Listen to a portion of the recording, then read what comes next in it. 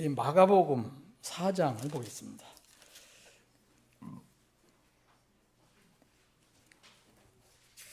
자, 마가복음 4장 1절부터 12절까지인데 이 내용은 여러분들이 잘 아시는 거예요. 여기에 우리 이제 근본역에는 잘 거기 표시가 되어 있네요.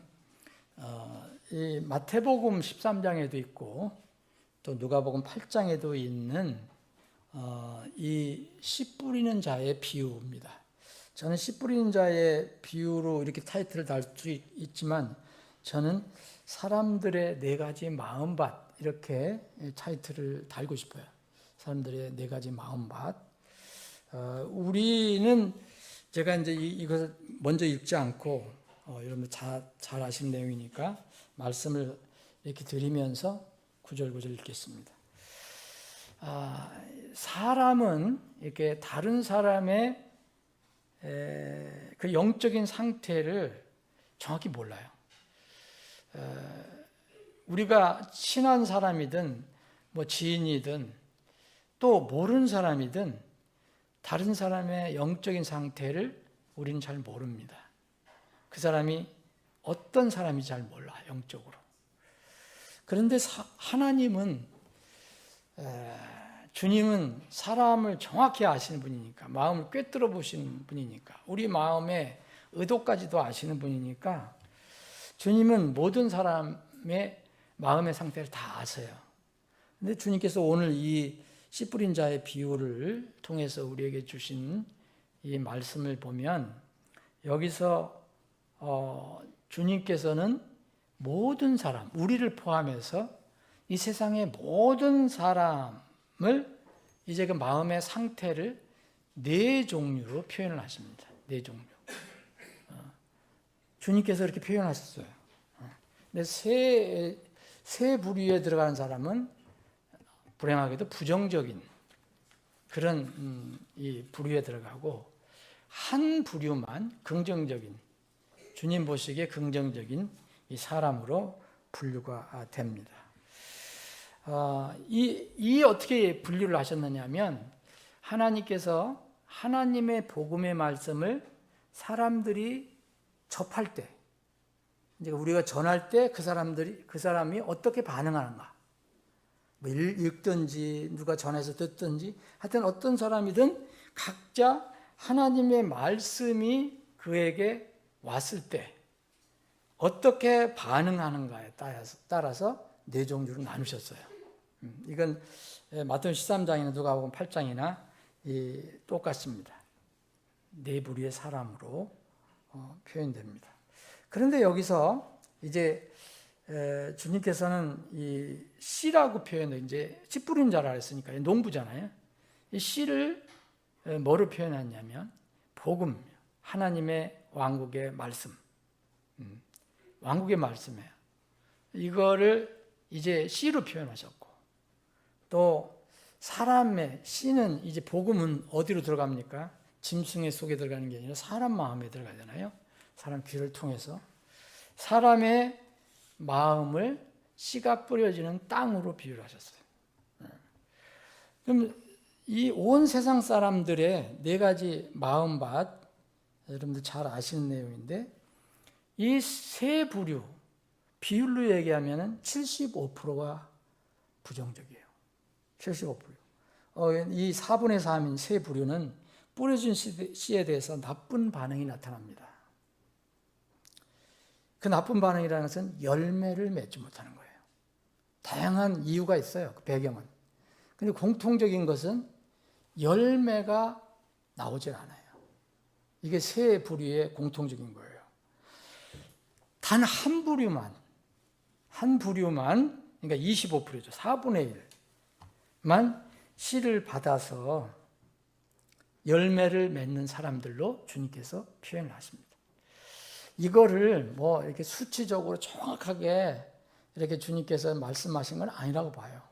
그러나 이게 뭐 전 세계 사람들 75%는 다 구원받고 25%는 구원받고 이걸 얘기하시는 게 아니고, 그래도 이런 많은 사람들이 네 부류가 있다면 세 부류는 하나님 말씀을 이렇게 등한히 여기거나 또 받더라도 그것은 나중에 자기 어떤 것들로 인해서 그 말씀이 살아나지 못하는 그런 상태를 말씀하시는 것은 분명합니다.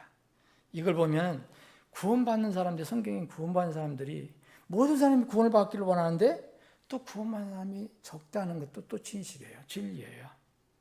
이스라엘은 그렇게 하나님께서 말씀을 많이 주셨는데도 이 사람들은 바로 이 세 부류에 속하였어요. 앞에 네 번째 부류에 속한 사람들은 아주 소수였어요. 남은 자라고 그랬죠. 그런데 이제 앞으로 하나님께서 큰 역사를 하셔서 이스라엘 사람들이 말씀을 들을 때가 오는데도 그때도 마지막 심판 때 이스라엘은 3분의 2가 죽는다 그랬어요. 3분의 1만 남는 자로 남는다. 살아남습니다. 이 비유를 이제 어떻게 해석할 거냐는 걱정할 필요가 없어요. 이건 주님께서 친히 해석을 하셨어요.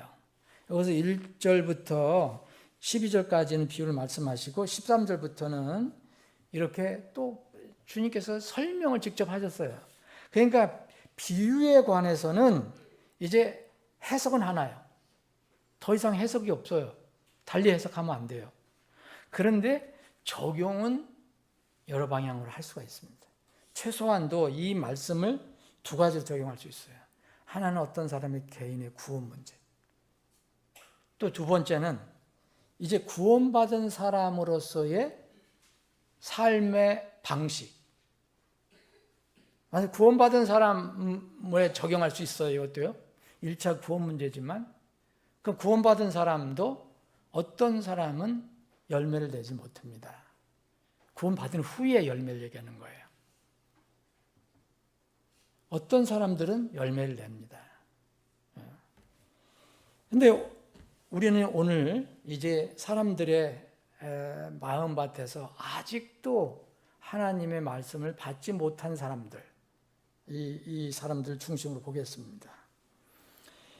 여기 길가밭이 먼저 나와요. 여기 그분께서 다시 바닷가에서 가르치기 시작하시더니 그래서 이제 사람들이 막 모여 있을 때 비유로 주님께서 가르치십니다. 비유로. 자, 그러면서 귀를 기울이라 보라 씨 뿌리는 자가 씨를 뿌리러 밖으로 나갔더라.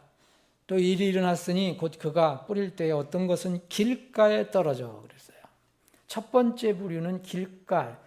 이 씨 뿌리는 자가 씨를 뿌렸습니다. 그런데 원래 농부가 씨를 뿌릴 때 여러분 길가에다 뿌리는 사람은 없어요. 여러분. 그런데 이건 뭐냐? 사람의 마음밭을 얘기하는 거예요. 씨 뿌리는 사람은 사람 마음을 잘 모르니까 아무것도 모른다고 제가 말씀드렸잖아요. 예수님 이외에는 몰라요. 그런데 이 사람, 첫 번째 부류 사람은 그 마음이 길가라고 그랬어요. 길가에 떨어졌어요. 길가에. 그래서 길가에 떨어졌을 때 공중의 날짐승들이 와서 그것을 삼켜버렸더라라고 말합니다. 그러니까 그 씨 뿌리는 자가 씨를 뿌렸는데 그 씨가 엉뚱한 누가 주워 먹었느냐? 이 날짐승이 먹은 거예요. 이 날짐승을 이제 주님께서 비유를 풀어서 이제 설명하실 때 해석을 어떻게 하셨느냐? 14절 보면 씨 뿌리는 자는 말씀을 뿌리는 것이니라. 말씀이잖아요. 그리고 길가에 있는 것들은 이들이니 곧 말씀이 뿌려지나 그들이 들었을 때 즉시 사탄이 와서 그들의 마음 안에 뿌려진 말씀을 빼앗아 가는 자들이라. 이런 사람이 있다는 거예요. 말씀을 이렇게 들었는데 잽세게 사탄이 와서 그 말씀을 채가요. 이 사람에게는 아무 효용이 없어요. 이런 사람들이 있습니다. 자, 길가밭. 이 사람들이 어떤 사람일까? 뭐 여러 가지 다양한 해석이 있겠지만 길가라는 것은요 반질반질해요. 길가 하도 사람들이 다녀갖고 길이 기경이 안 돼갖고 반질반질해서 씨가 던져봐야 뿌리를 낼 수가 없어요. 그래서 사람들이 마음을 보면 정말 무관심한 사람이 있어요. 뭐 세상 거에는 관심이 있는데 이 복음에 대해서는 전혀 무관심한 사람이 있어요. 그리고 어떤 사람은 교만한 사람도 있습니다. 단단한 반질반질한 사람이 있어요. 그리고 귀가 얇은 사람도 있어요. 디모데후서 보면은 귀가 얇은 사람들이 있어요. 이런 사람들이 길가밭이라고 할 수 있어요. 그러니까 안 들어가는 거예요. 그게 톡 튕겨서 나가거나 날짐승이 채가는 거예요. 자, 그 다음에 두째 부류가 나와요. 또 5절에 보면 또 어떤 것은 흙이 많이 없는 돌밭에 떨어져 그랬어요. 자, 길가밭, 그 다음에 돌밭입니다. 근데 여기에는요, 조금 차이가 있어요. 싹이 곧 바로 났으니 이는 흙이 깊지 않았기 때문입니다. 이유가 뭐냐면 흙이 깊지 않아서 싹이 바로 났다는 거예요. 이게 좋은 것 같지만 이제 그 다음 읽어보면 그러나 해가 돋았을 때 그것이 타버렸으니 이는 그것이 뿌리가 없기 때문에 시들어버렸나. 근본 뿌리가 없다는 거예요. 뿌리가.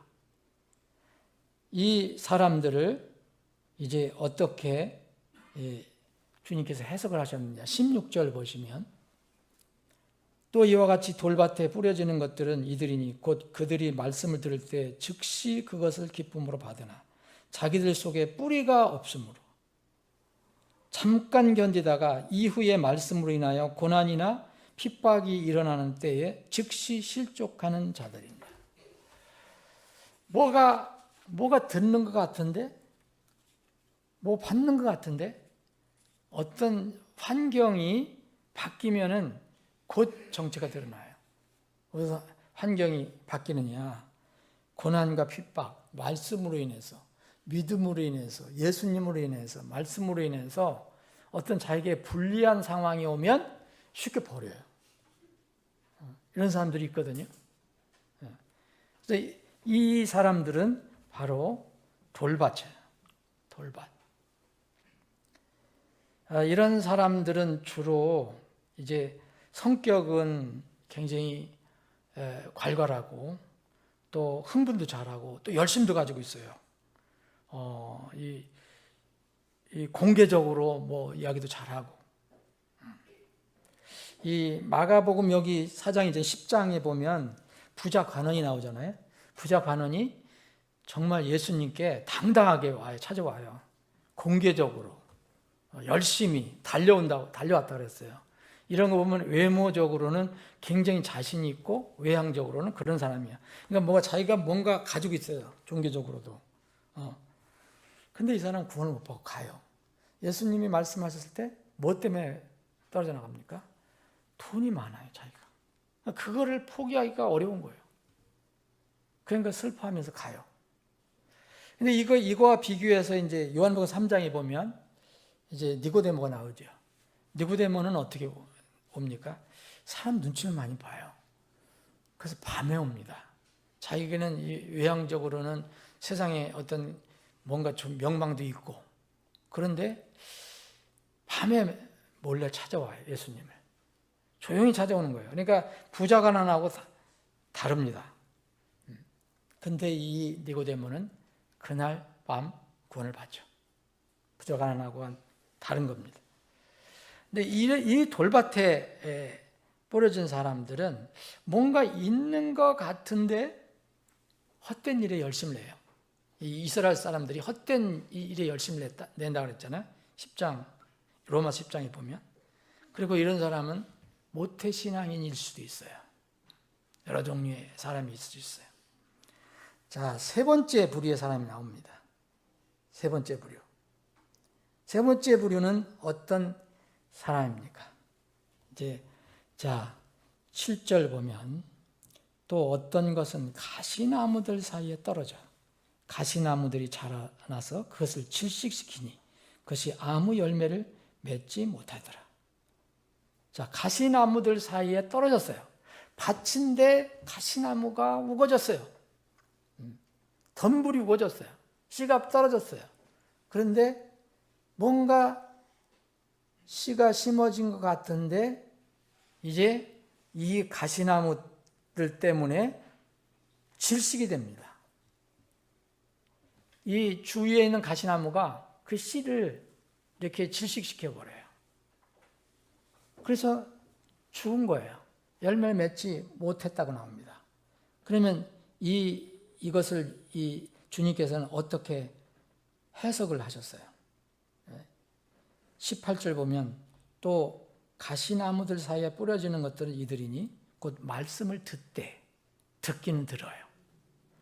듣되 자, 이 아까 돌밭에 있는 사람하고 조금 비슷한데 이 사람은 구체적인 내용이 나와요. 이제 핍박 앞에 있는 사람은 돌밭에 있는 사람은 말씀으로 인해서 불편해지면 자기 믿음으로 인해서 세상에 사는데 불편해지면 포기해버려요. 근데 이 사람은 뭘 가지고 있느냐면 세상의 것들이 너무 좋아요. 이 사람은 받기는 받아요. 받은 것 같아요. 들을 때라 했어요. 들을 때인데 이제 듣기는 듣는데 이 세상에 염려들이 있어요. 염려들. 이 염려들이라는 것은 이것저것 걱정하는 거 그리고 뭐 세상 여러 가지 있는 거죠. 즐거움도 염려 다 해당되는 거예요. 여러 가지 복잡한 일들. 그리고 또 하나 재물 속임수. 재물 문제가 또 있어요. 여기서는 주님께서 재물의 속임수라고 얘기해요. 재물이라고 하지 않으시고 재물의 속임수. 또 여러 가지 세상의 것들에 대한 욕심이 있어요. 정욕. 이런 것들이 들어옵니다. 들어와서 그 말씀을 이것도 말씀을 숨을 쉬지 못하게 해요. 말씀이. 그래서 죽어버려요. 이 말씀이. 그래서 열매를 맺지 못합니다. 자, 이 사람은 마음에 세상 것들이 가득한 사람이에요. 세상 일로 바쁜 사람이에요. 마음도 착하고 또 웬만히 얘기하면 또 받는 것 같아요. 그것도 좋고 이것도 좋아요. 이런 사람들은 이 다종교를 많이 가지고 있어요. 그러니까 예수님도 믿는다고 그러고 시키면 부처도 믿고 뭐 원하는 다 믿는 이런 사람들이 있어요. 그런데 주님께서는 이런 것들이 바로 주님께서 주신 말씀을 이게 숨을 쉬지 못하게 해서 이제 열매를 맺지 못하게 한다고 그랬어요. 이런 사람에 대한 것들은 엄청나게 많이 나와요. 이 사례가 엄청나게 많이 시간 관계로 말씀 다 못 드리는데 이 누가복음 14장에 보면은 이제 어느 왕이 이 아들의 혼인 잔치를 배설하고 초청하잖아요. 사람들을. 그런데 거기에 초청받는 사람들이 뭐야? 아주 굉장히 점잖은 계획이잖아요. 난 땅 한 필지 사서 부득이 날 용서해달라고. 나 못 간다고. 또 난 소 5개를 사서 한번 시험을 해봐야 되기 때문에 날 용서해달라고. 나 못 간다고. 또 한 사람은 나 장가 들었으니까 못 가겠다고. 이 세상 여러 가지 일을 얘기하는 거예요. 이런 사람들은 이런 거 핑계대고 또 잘 미루어요. 또 어떤 일을 미루는 사람들이 있어요. 사도행전 24장에 나오는 벨릭스 같은 사람. 다음에 적당한 때가 오면 내가 듣겠다. 이렇게 얘기하는 사람들이 있어요.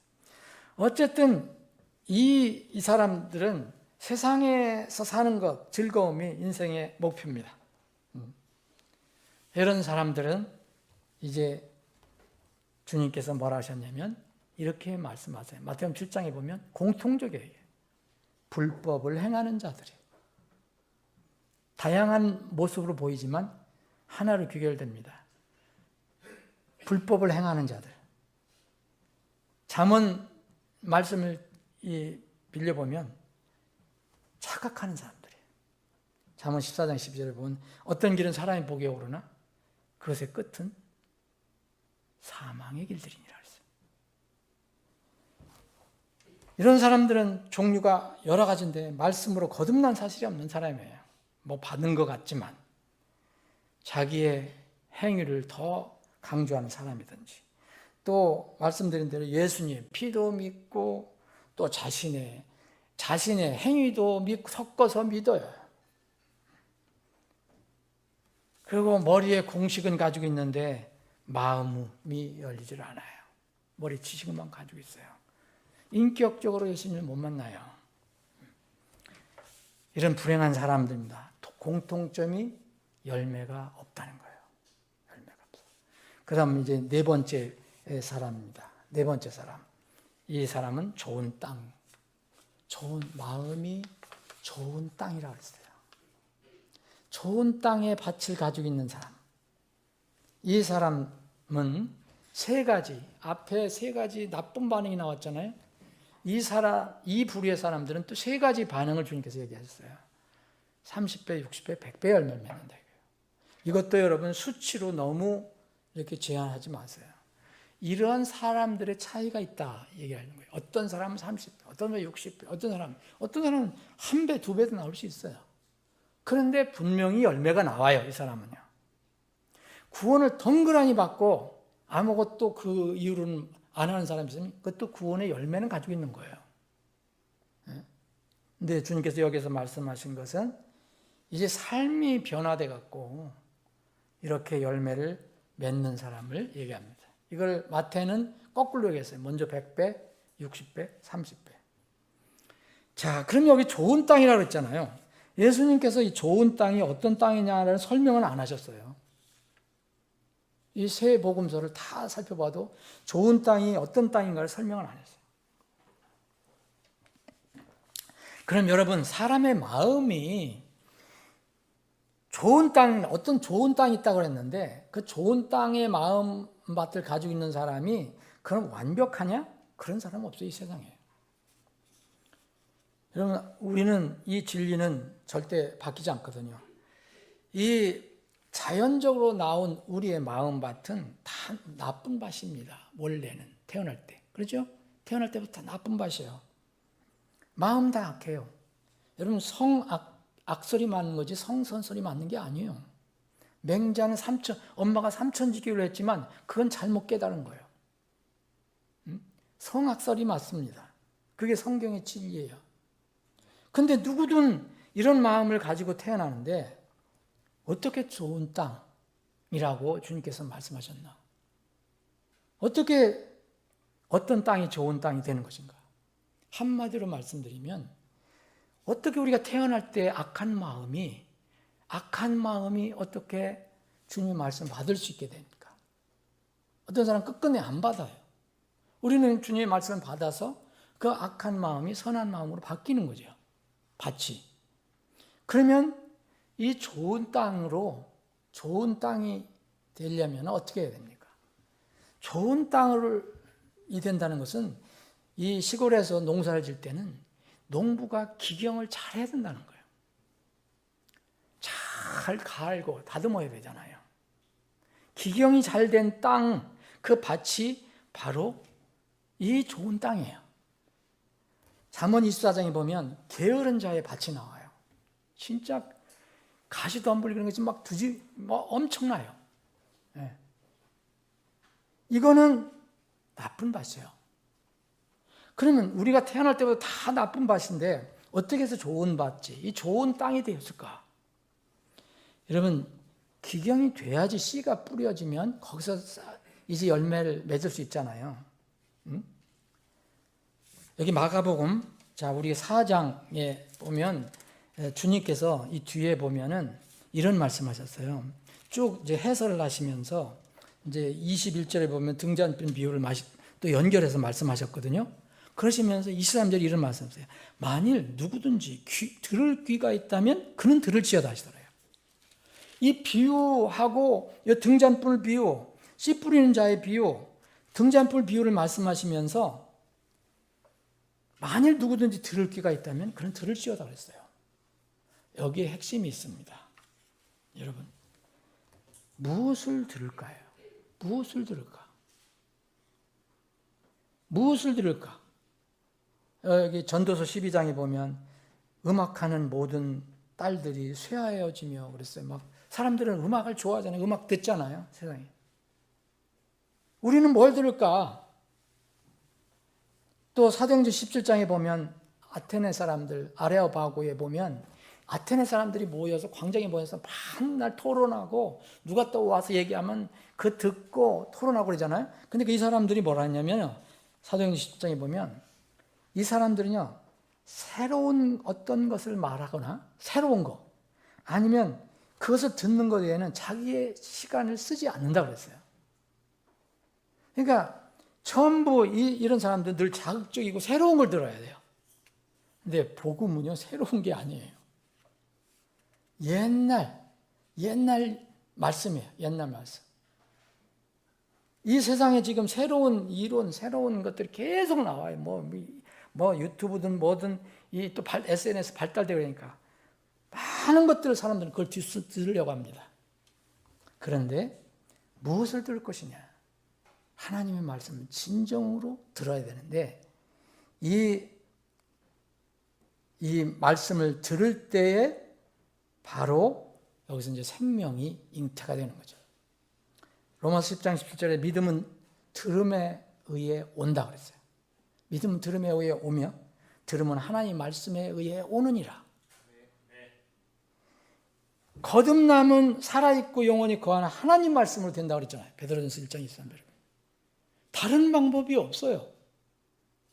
근데 어떤 사람 듣는 것 같았는데 다른 것들이 지식시켜버렸어요.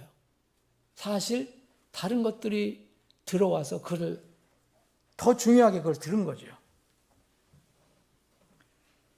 우리는 그래서 우리가 이 시대에 우리가 책임을 지는 게 뭐냐면요. 이런 것 때문에 교육과 훈련을 우리가 책임을 지는 겁니다. 부모들은 이 책임이 있는 거예요. 부모들. 아이들에게 교육 훈련 책임이 있는 게 아니에요.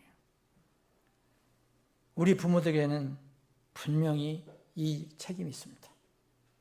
그래서 아이들 아직도 아무것도 모르는 것 같지만 이스라엘 백성은 하나님께서 그래서 이 신명기에 보면 어렸을 때부터 그 애들이 알든 모르든 계속 가르치라고 얘기한 거예요. 말씀을. 예배를 드리고 말씀을 읽고 계속 하라는 거예요. 그러니까 걔가 어떤 때가 되면 주님이 정하신 때가 되면 그것을 받을 수가 있다는 거예요. 그런데 걔가 다 큰 뒤에 하면 늦을 수가 있어요. 여러분 신명기에 여러분 4장, 6장, 11장, 3장 계속 뭐래요? 이거 가르치라. 어린이를 가르쳐라. 자식들을 가르치라. 잠언 22장 6절 아이가 마땅히 가야 할 길. 아이를 훈련시키라고 그랬어요. Train up. 그리하면 그가 늙어서도 그 길을 떠나지 아니하라. 늙으면 늦어요. 이것이 부모의 책임입니다. 그래서 에베소 6장 4절에 보면 너희 아버지들아 너희 자녀들 노엽게 하지 말고 다만 주의 교육과 훈계로 양육하라고 했어요. 이게 뭐예요? 가르침입니다. 이게 하나님 말씀이에요. 주의 교육 훈계. 주의 교육, 주의 훈계. 이게 뭐예요? 하나님 말씀이잖아요. 바로 디모데가 이것을 통해서 구원을 받은 거죠. 이 경건한 이 할머니 그리고 로이스 그리고 어머니 유니게를 통해서 어렸을 때부터 성경 말씀을 듣고 자랐어요. 그래서 때가 됐을 때 디모데가 구원을 받게 되는 겁니다. 말씀을 정리를 하겠습니다. 여러분 성경적인 교육 훈련은 세상에서는 불가능해요. 세상 사람들 우리가 붙들고 얘기할 수가 없어요. 다른 세상적인 그런 교육을 위해서는 가능하지만 성경 말씀을 어떻게 세상 사람들에게 계속 반복적으로 전해서 한 번도 안 들으려고 하는데 그런데 가정에서와 교회에서는 가능합니다. 그래서 교회에서 가르치는 자가 필요한 거고 또 어른들이 자녀를 가르치라는 거예요. 가정에서도 마찬가지입니다. 그러나 여러분 반복적으로 해야 된다는 원리는 세상이나 교회나 똑같아요. 세상에서도 반복적으로 가르치는 거예요. 계속. 그럼 반복적으로 안 하고 한 번에 하는 거 세상에 뭐가 있습니까? 그건 대단한 천재죠. 세상에 운동선수들 보세요. 아무것도 모르는 운동선수, 성경과 아무것도 모르는 사람이 얼마나 반복적으로 열심히 합니까? 그것도 몇 년간, 어떤 사람은 10수년 동안, 20년 동안 반복적으로 하잖아요, 세상에서. 근데 왜 하나님께서 이렇게 말씀하셨는데 이 교회와 가정은 그거에 등한합니까? 우리는 예루살렘과 온 유다에 있는 사람을 대상으로는 이게 가능한 거예요. 저 땅끝에 있는 사람에게는 불가능해요. 근데 가까이 있는 사람은, 같이 사는 사람은 이게 가능한 거예요. 그래서 교육과 훈련이 가능합니다. 어떻게 해야 됩니까? 그렇게 되면 이제 반질반질하게 굳은 길가밭이라면 계속해서 말씀을 줘서 부드러운 땅이 되도록 갈아야 하는 거예요. 말씀을 통해서 갈아줘야 돼요. 또 흙이 많이 없는 돌밭이라면 부지런히 말씀을 통해서 돌을 걷어내야 돼요. 말씀은 다 그런 일을 하는 거잖아요. 말씀을 듣는데 어떻게 돌이 더 쌓입니까? 가시나무들이 무성한 밭이라면 말씀의 낫으로 가시나무를 잘라내면 돼요. 그리고 말씀의 괭이로 가시나무를, 그 뿌리를 파서 없애버리면 돼요. 그리고 어느 때가 되면 이제 씨를 받게 됩니다. 누가복음 8장 15절에 이런 말씀이 있어요. 그러나 좋은 땅에 있는 것들은 이들이니 곧 정직하고 선한 마음으로 그 말씀을 듣고 그것을 지키며 인내로 열매를 내는 자들. 우리가 어떻게 태어날 때 선한 마음인가요?